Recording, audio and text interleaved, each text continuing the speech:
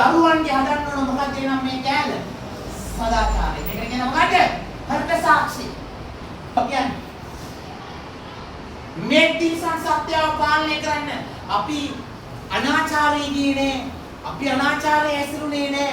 අපි මිනිස්සු මරන් කෑවේ නෑ. අපි වරකම් කරේ නෑ. අපි කේලම් කියලා විනාශ කරේ නෑ. අපි එහෙව් සමාජයක්, එහෙව් ජාතියක්. හැබැයි දැන් මොකද අපිට වෙලා තියෙන්නේ කියන ප්‍රශ්නාර්ථයක් තියෙනවා.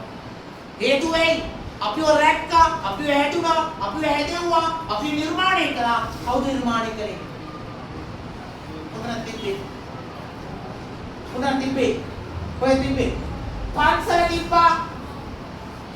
පාසල තිබ්බා. සමාජයේ තිබ්බා.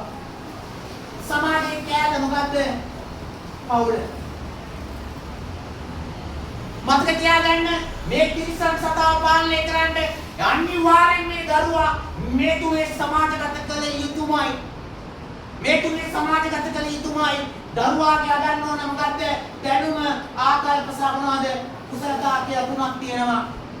දැනුම, ආකල්ප, කුසලතා හදන්න තමයි අම්මේ තාත්තේ පාසලට එවන්නේ. දරුවට දැනුම ඕන, දරුවගේ ආකල්ප හොඳ වෙන්න ඕන, දරුවට ස්කිල් එකක් තියෙන්න ඕන. ඒතකොට තමයි ඌ මේ ලෝකෙ දිනන්නේ.